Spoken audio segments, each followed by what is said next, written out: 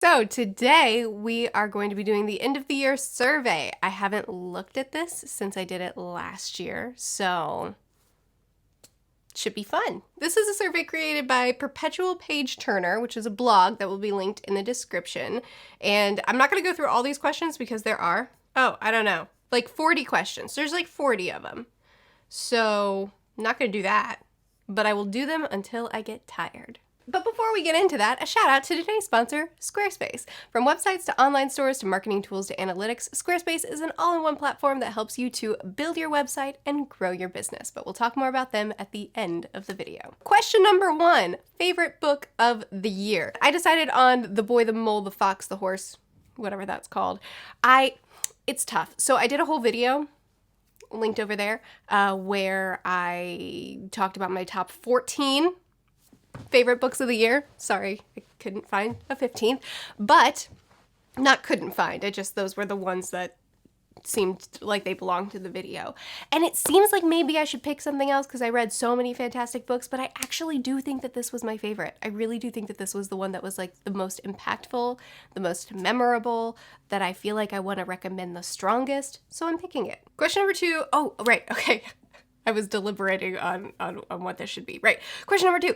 Book you were excited about and thought you were going to love, but didn't. I probably have a couple of answers for this. Let me look at my list of books I read this year. Oh, Twice in a Blue Moon is a great choice for this. So Christina Lauren is an author duo that I enjoy almost everything that they write. And even the books that I end up coming out saying, why did you end it that way? You ruined the book. I still enjoy the whole experience of the book, and I still feel like I'm glad I read that.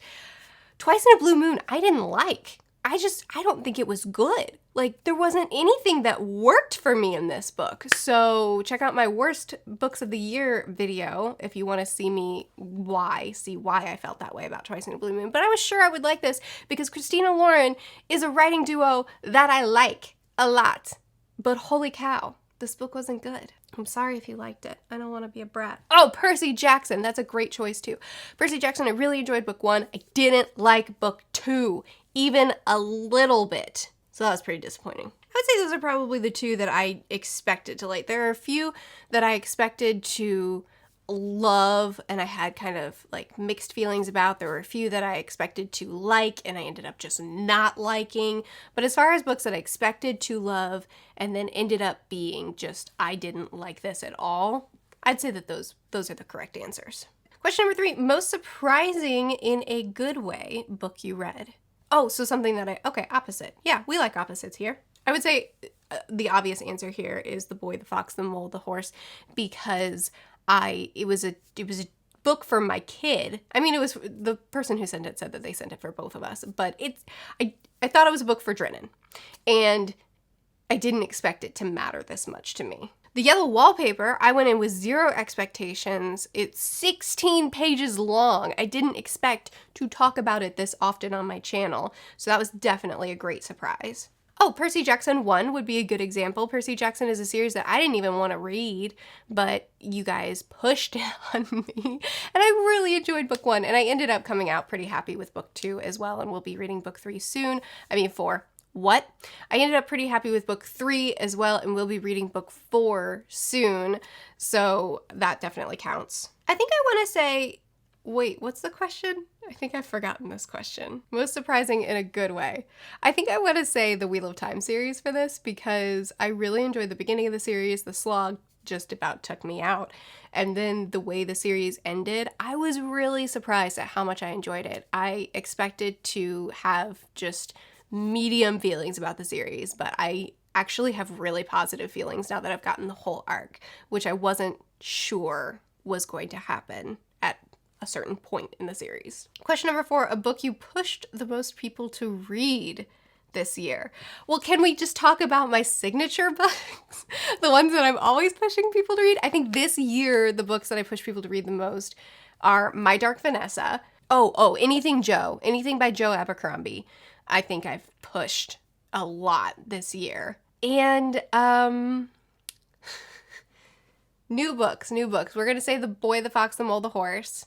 Oh, and Jurassic Park. I think I pushed a lot of people to read Jurassic Park this year. Oh, and more du Maurier. I think a lot of people picked up more du Maurier because of me this year. Question number 5, best series you started this year. Best sequel and best series ender. Did I start very many series this year? Best series ender, I'm going to just go ahead and say Wheel of Time.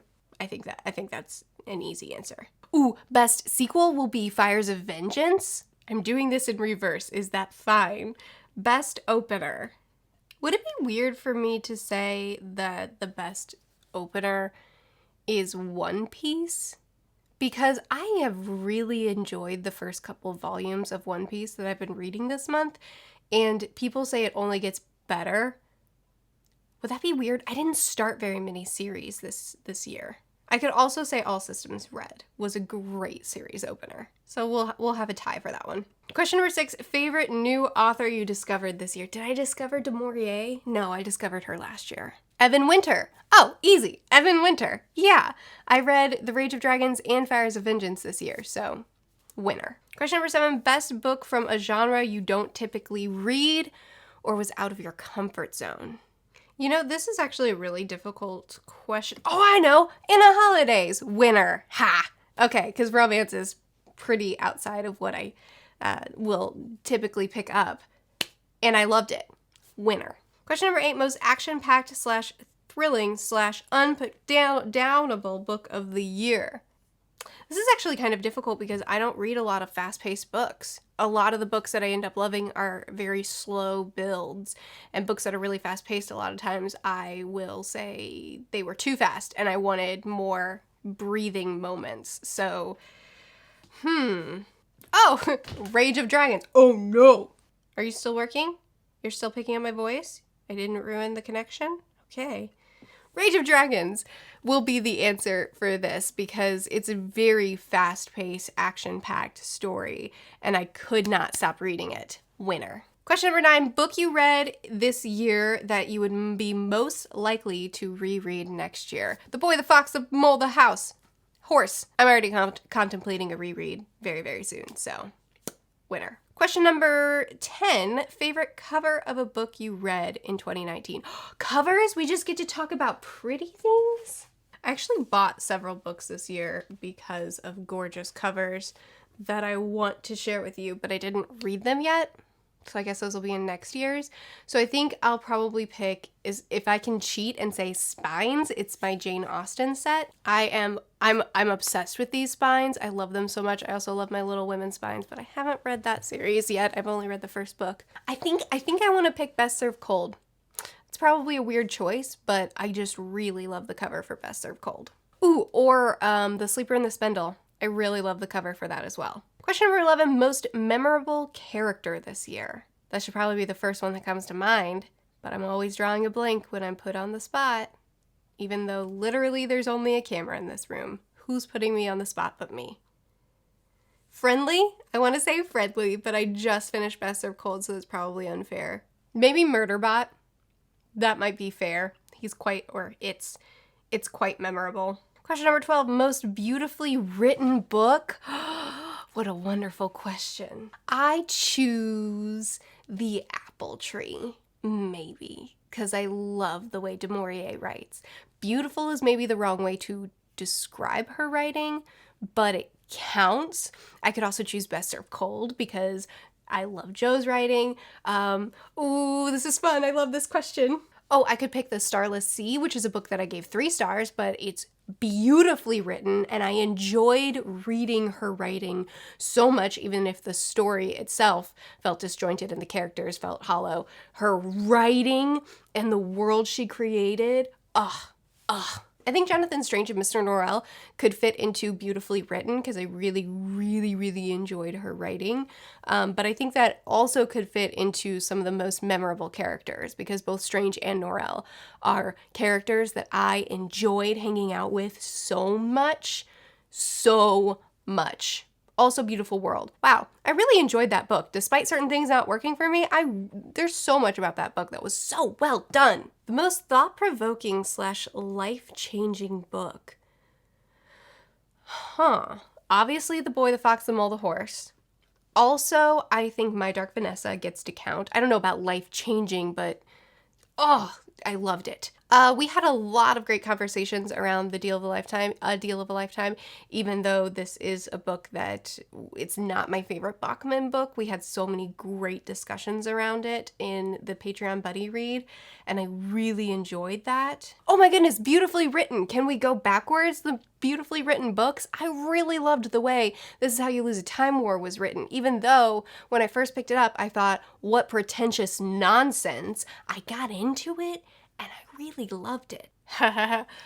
Question number 14, a book you can't believe you waited until this year to read. I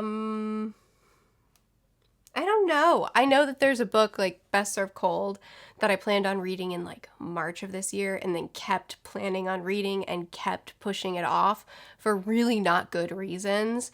Basically just someone else was like, hey, read this book. And I said, okay. And I just kept putting it down, which was so dumb because I enjoyed it so much. I want to do better about that next year. If you watch my goals video, you already know this. But anyway, okay, that's not the correct way to answer the question. You know what? I'm going to say My Cousin Rachel because I loved Rebecca so much and wanted to read more of du Maurier's work so much, and it took me until near the end of this year to finally pick up another du Maurier book, and I'm definitely prioritizing her more now. I mean, I've read one of her books in December and I'll be continuing to read her in the months to come because I love this author's writing and stories, and it's ridiculous. It's ridiculous when I wait this long to read more books by my favorite authors. Okay, the shortest and longest books I read this year. I think The Yellow Wallpaper is obviously the shortest. Longest has got to be Rhythm of War. That was easy. I'm skipping around now because some of these questions I don't care about. Favorite non-romantic relationship of the year. That seems more my speed. Okay. I pick Strange and Norel. Yeah. Favorite book you've read from an author you've read previously. My Cousin Rachel? No. Best Served Cold. Am I just gonna keep repeating the same books over and over again in this tag? Newest fictional crush. Yeah, Murph, answer that one. Okay, I'm just gonna scan through the rest of these because I don't know. Oh, cool. So there's a section for looking ahead. So I guess I'll end this on that because I skipped a lot of questions. So the first question is one book you didn't get to this year, but you will make your top priority next year. I really like this question and I have a lot of answers. My memory card just filled up and I don't know which videos to delete. So we're going to make this really fast. We have Legendborn, which I thought I was going to read in December, didn't get to. Sphere, I really want to continue on with Michael Crichton this year. Jamaica Inn, more du Maurier, always more du Maurier. And Jade War, which I thought I was going to be reading in December, and then we ended up pushing that on to January. I'm not recording audio. Oh yeah, I am. So I'll make that the last question since I'm almost out of filming time. On to the ad. I'm a Christmas tree farmer. I can cut down trees from my backyard and deliver it right to your home whenever you need it. All across the world, no limitations. And don't worry, because if you cut it off at the neck, not only does it grow back, but it multiplies. Super environmentally friendly. See? They multiply! See how good they look in your home? Squarespace has appointment scheduling. You can add online booking and scheduling for when you'd like your tree delivered or whatever you're selling to your Squarespace website easily. Clients can easily see availability and reschedule if needed, taking the hassle out of coordinating schedules. And with integrated analytics, refine your email strategy with real-time campaign and website analytics from one source. Learn what content leads to higher engagement, tracking metrics from send to sale. And all this is possible because of Squarespace. So go set up your free trial now, and when you're ready to launch, if you use the link in my description, you get 10% off your first website or domain. So if you're trying to set up your own website, be sure to use Squarespace today. Okay, so that's my video with the bookish question survey tag, the ones that I actually answered. The survey will be linked down in the description. I'd love to hear your answer for some of these. What was your favorite book of the year and your least favorite book of the year? I post videos every Tuesday through Friday. I'll see you guys again soon. Bye.